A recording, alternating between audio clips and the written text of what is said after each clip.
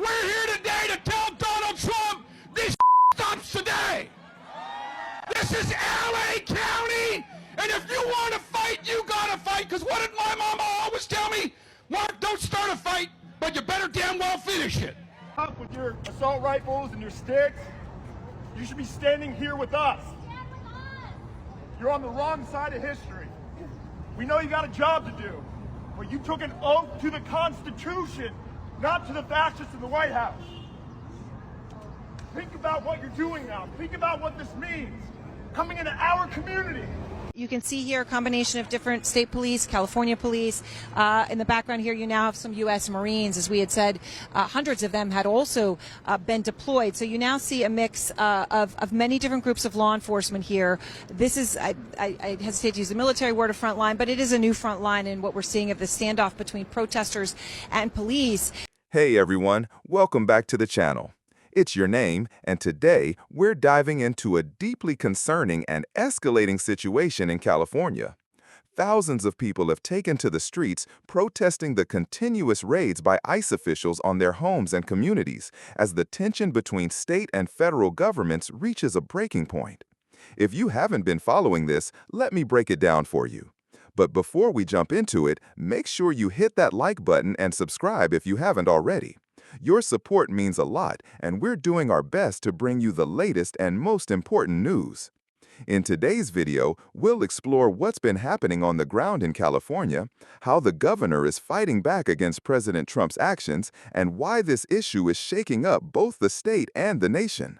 We'll also touch on how protesters are refusing to back down despite threats, and how the situation has sparked fear and uncertainty throughout the state. This is a huge moment for California and potentially for the entire country. But before we get started, I want to give credit to all the creators and journalists who are on the ground, capturing these moments and providing the real-time updates you need. Make sure you check out their channels and support their work. You've seen 100 men versus one gorilla, but I bet you've never seen 39 million Californians against Donald Trump's National Guard before. You can see here a combination of different state police, California police. In the background here, you now have some U.S. Marines. As we had said, hundreds of them had also been deployed. So you now see a mix of many different groups of law enforcement here. This is, I hesitate to use the military word of front line, but it is a new front line in what we're seeing of the standoff between protesters and police. Whereas we'd seen most of the day, we're just going to walk slowly here so that we don't trip, but you know, right now I want to just emphasize it's calm and peaceful. The crowd had been told that they needed to disperse, so then they started moving the direction I just came from, where you saw that mass police presence at a corner where people had been able to walk through, and now they can't. So now in this area, you see people. We've got helicopters above, obviously, monitoring all this. And then I'm going to walk all the way down here to in front of the main federal building, where we have seen thousands of protesters standing off against police. Just a few moments ago, someone threw an empty water bottle at the police, and immediately you saw them come out. Guns were pointed at the crowd. Now, those guns were guns that would fire pepper balls, rubber bullets.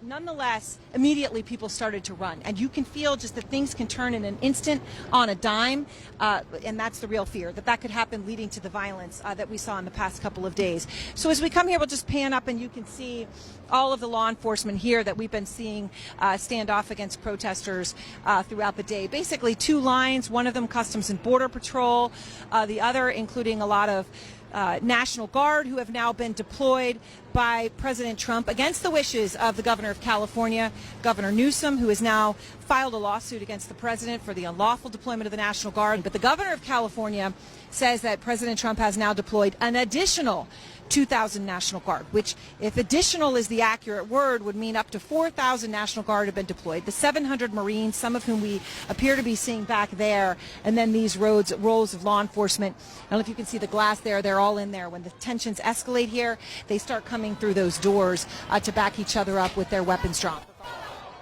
He's a tough guy. Why doesn't he do that? He knows where to find me. But you know what? Lay your hands off 4-year-old girls that are trying to get educated. Lay your hands off these poor people who are just trying to live their lives, man. Trying to live their lives, paying their taxes, been here 10 years. The fear, the horror. The hell is this guy? Come after me, arrest me. Let's just get it over with. Tough guy.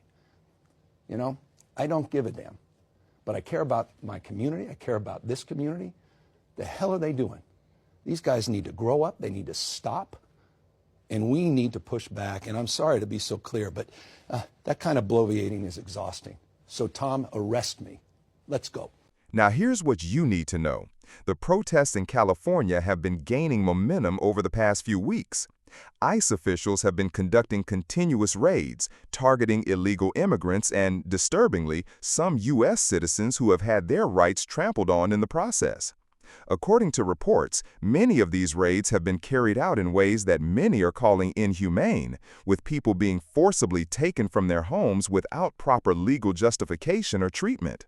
But it's not just about ICE. The stakes were raised even higher when President Trump sent in the National Guard to California without the governor's permission. This was a direct challenge to California's authority and a sign of the federal government's disregard for state rights in times of crisis. In response, Governor Nam publicly slammed the move, calling it an unlawful action that violated the rights of the state and its residents. Trump, of course, didn't hold back in his reply. He called the governor incompetent and dismissed any concerns raised about federal intervention in the state. This exchange has created even more tension, both on the streets and between the leaders in power.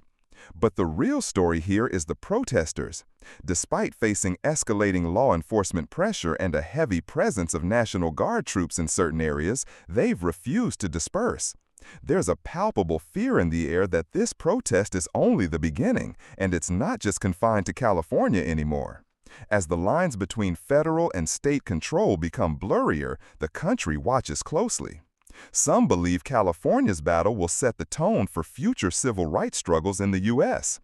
What's next for California?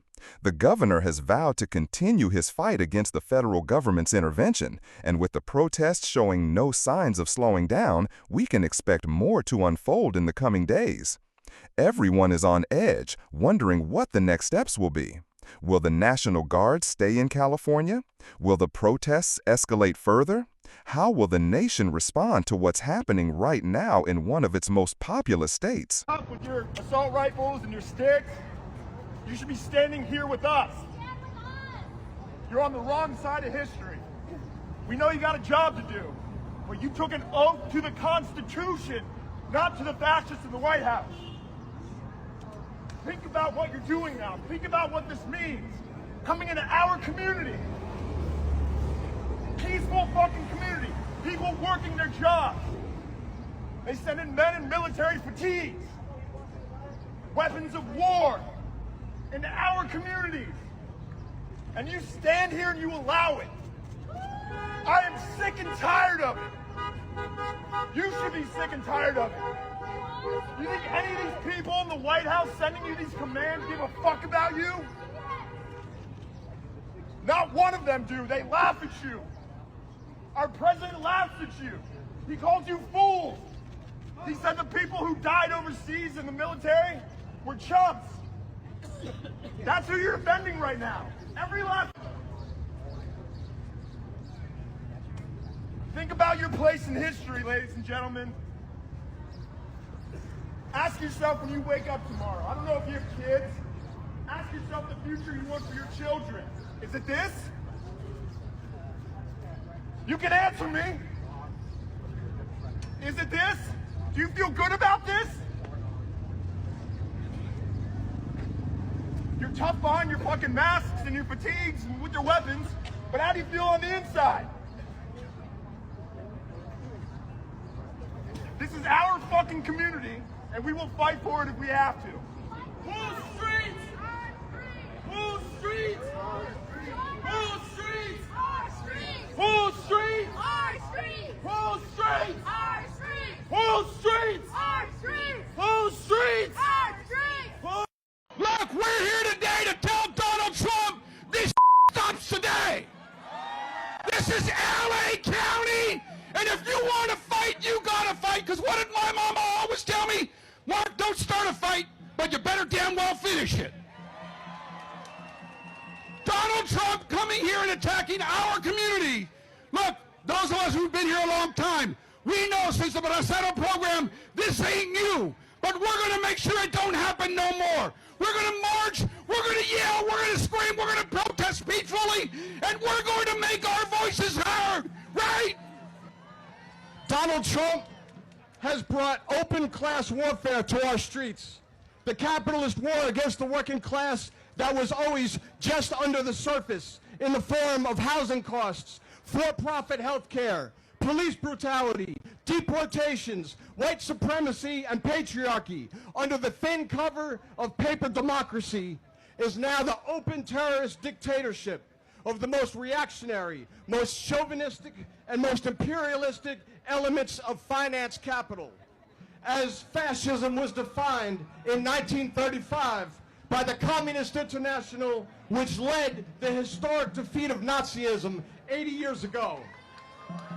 And we see that on June 6th, the day that Trump launched his attack on Los Angeles and seized President Huerta, came on the anniversary of the D-Day U.S. invasion against Hitler. 80 years ago in 1945, we defeated fascism. 80 years before that, in 1865, we defeated chattel slavery and white supremacy, and we stand in this tradition. Look, let's face it, this administration has made a lot of mistakes, but the biggest mistake they did was trying to mess with labor unions. We are what makes this country great. This country was already great with people devoting their life to make it, to try to take care of their families, to take care of each other. Dolores said earlier, we got to do it in nonviolent ways, but let me tell you, you're going to get sad, you're going to get angry, and it's okay to feel like that. But you wake up the next day and you wake up and you go fight, because that's what labor unions do. We go fight for what's right. Free David Huerta! This ends now! So, what do you think about the current situation in California? Is the governor right to challenge Trump's decisions, or is this an overstep by state authorities? And what do you think about the protesters who are refusing to back down despite all the challenges? I'd love to hear your thoughts in the comments down below. This is such a critical moment, and your voice matters in shaping how we view what's going on right now. If you haven't already, be sure to hit that subscribe button and turn on notifications so you don't miss any updates on this evolving story. And as always, a big shout out to the content creators and journalists who are doing the tough work of bringing this information to light. Make sure to support their channels and platforms as well. Thank you for tuning in today. Let's stay informed, stay safe, and continue to have these important conversations. Until next time, take care, and I'll see you in the next video.